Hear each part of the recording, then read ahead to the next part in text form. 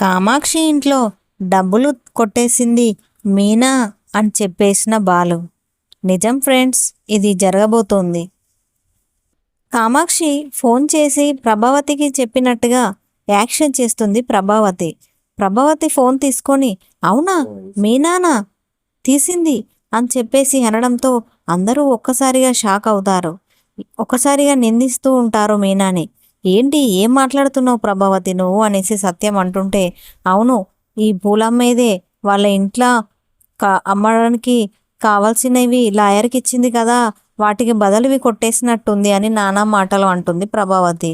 సత్యం ఈ విషయాన్ని అస్సలు నమ్మడు.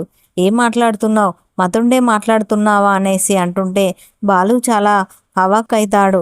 శృతి మరియు రవి, మనోజ్ మరియు రోహిణి కూడా నానా మాటలు అంటుంటారు. ఏది ఏమైనా నేను ఒకసారి కామాక్షి అత్త వాళ్ళ ఇంటికి వెళ్ళి అసలు నిజాన్ని తెలుసుకొని వస్తానని చెప్పేసి కామాక్షి వాళ్ళ ఇంటికి వెళ్తాడు బాలు. వెళ్ళి డోర్ కొట్టగానే వచ్చి ఓపెన్ చేస్తుంది కామాక్షి డోర్ని. అలానే బాలుని చూసి నివ్వరపోయి నిల్చుంటుంది. ఏంటత్తా లోపలికి రా అనట్లేదు అనడంతో, రారా బాలు రా లోపలికి రా అనడంతో వెళ్ళి కూర్చుంటారు. అత్త నేను ఇక్కడికి ఎందుకోసం వచ్చానో నీకు అర్థమయ్యే ఉంటుంది. నాకు నువ్వు ఒక నిజం మాత్రం చెప్పాలి. నువ్వు మీనా పైన నింద వేశావు.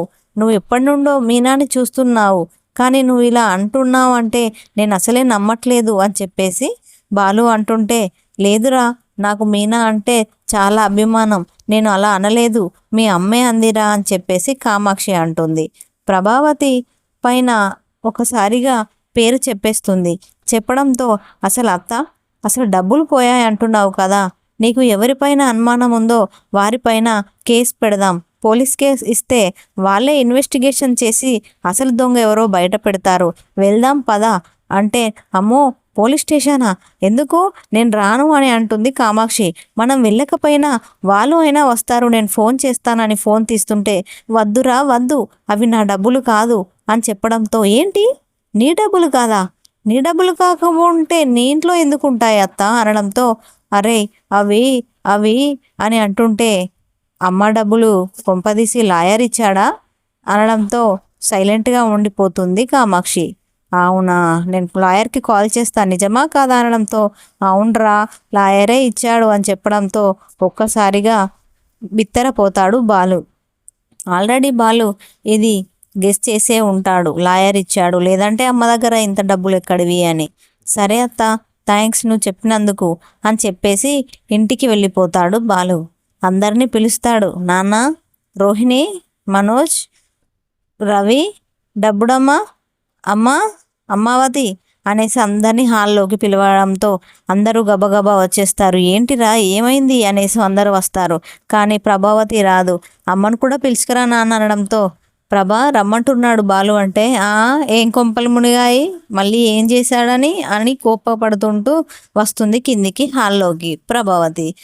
చెప్పురా చెప్పు ఏంటి ఏమైంది అని సత్యం అంటుంటే, కామాక్షి అత్త వాళ్ళ ఇంట్లో డబ్బులు ఎవరు తీశారో నాకు తెలిసిపోయింది అని అంటుంటే, చెప్పు చెప్పు ఎవరు అనేసి మనోజ్ అంటుంటాడు.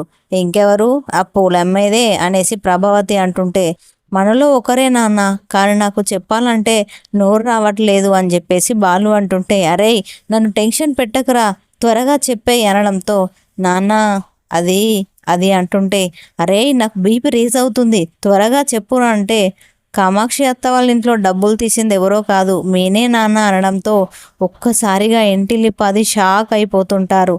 ఫేసు మొత్తం ఒక్కొక్కరిది ఎంత ఘోరంగా ఉంటుంది అంటే ఫ్రెండ్స్ చాలా విడ్డూరంగా పెడతారు. కానీ మీనా ఒక్కసారిగా కుమిలిపోతూ కుప్పగూలిపోతుంది. ఏంటండి మీరు ఏం మాట్లాడుతున్నారు, నేను తీయడం ఏంటండి, నాకు అలాంటి బుద్ధి లేదు, నన్ను ఇన్ని సంవత్సరాల నుంచి చూస్తున్నారు, మీరేనా అండి మాట్లాడుతున్నది అని ఎంత ఏడ్చినా కానీ, అవును నాన్న అవును మీనానే తీసింది నాన్న, కానీ కామాక్షి అత్త కేసు పెడతా అంటుంది, నాన్న దయచేసి కేసు పెట్టకుండా మీరే ఆపాలి, అమ్మను ఆపమనండి అని చెప్తుంటే, ఏంటిరా నువ్వు ఏం మాట్లాడుతున్నావు, మీనా తీయడం ఏంటిరా, మీనా తీయదురా, అలా చేసే అమ్మాయి అసలే కాదు అని చెప్పేసి వాదిస్తూ ఉంటాడు సత్యం. కానీ ప్రభావతి మాత్రం మాట వెనుక మాట అంటూనే ఉంటుంది. చాలా బాధ పెడతా ఉంటుంది మీనాని. శృతి మరియు రవి మాత్రం అలా ఎప్పటికీ జరగదు, మీనా అలా చేసిందంటే మేము నమ్మలేం అని చెప్పేసి అంటుంటే రోహిణి మరియు మనోజ్ మాత్రం ఇంకా నానా మాటలు అంటుంటారు.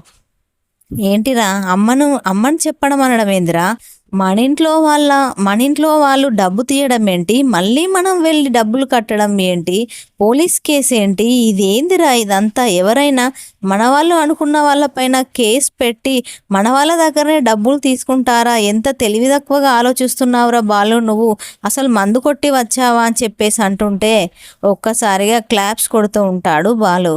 కదా నాన్న, అవును కదా, మన వాళ్ళ మీదనే కేసు పెట్టించి మన వాళ్ళ దగ్గరనే డబ్బులు తీసుకోవడం అంటే అది మన ఇంట్లో వాళ్ళు చేయడం మన వాళ్ళకి అలవాటే నాన్న, మన ఇంట్లోనే జరిగింది అలా అనడంతో ఏంటిరా ఏం మాట్లాడుతున్నావు అనేసి బాలు అంటుంటే అవునా అన్న, లాయర్ దగ్గర అమ్మ 2 లక్షలు తీసుకొని శివ పైన ఉన్న కేసుని విత్డ్రా చేసుకుంది అని చెప్పేస్తాడు బాలు.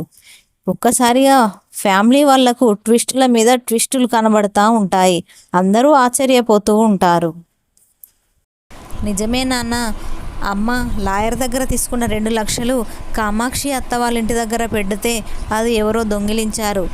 కానీ అమ్మ మీనానే దొంగిలించింది, ఇచ్చింది డబ్బులు మీనానే కాబట్టి మీనానే దొంగిలించిందని అదే ధ్యాసలో ఉండిపోయి మీనా పైన అభాండం వేస్తుంది నాన్న అని సత్యంకు చెప్పడంతో ఒక్కసారిగా ఏంటి ప్రభావతి, నువ్వు అసలు మనిషివేనా? మనిషికి అసలు కడుపుకు నువ్వు గడ్డి తింటున్నావా అన్నం తింటున్నావా అని మాటలు అంటుంటే ఏంటి నేనేమైనా దొంగతనం చేశానా? వాడు మళ్ళీ చేయకుండా పెనాల్టీ తీసుకున్నాను, ఇంకొకసారి చేయడు కదా, నేను ఎవరి సొమ్మైనా మింగానా, ఎవరిదైనా దొంగిలించానా అని చెప్పేసి తనే రివర్స్గా మాట్లాడుతూ ఉంటుంది ప్రభావతి. నువ్వు ఈ జన్మలో మారవు అనేసి సత్యం అంటుంటే ఏంటి అత్త అలా చేశావు, ఆంటీ ఇలా చేయడం నీకు సబబు కాదు అనేసి మన డబ్బుడమ్మ అంటుంది. ఒక్కసారిగా రవి కాలు తొక్కేస్తాడు.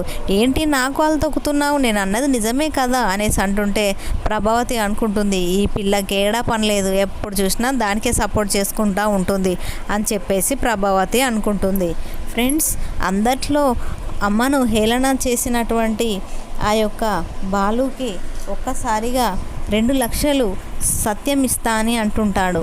అరే అమ్మ చేసిన తప్పుకి మీరు ఎంతో కష్టపడి పోగు చేసుకున్న డబ్బులన్నీ లాయర్కి ఇచ్చారు, ఆ డబ్బులు నేను మీకే ఇస్తాను అంటే ఏంటి నాన్న మీరు ఇవ్వడం ఏంటి అంటే లేదురా మీరు ఖచ్చితంగా తీసుకోవాలి, మీరు తీసుకోకపోతే అసలు నేను ఇంట్లోనే ఉండను అని చెప్పేసి గట్టిగా చెప్తాడు సత్యం బాలుతో.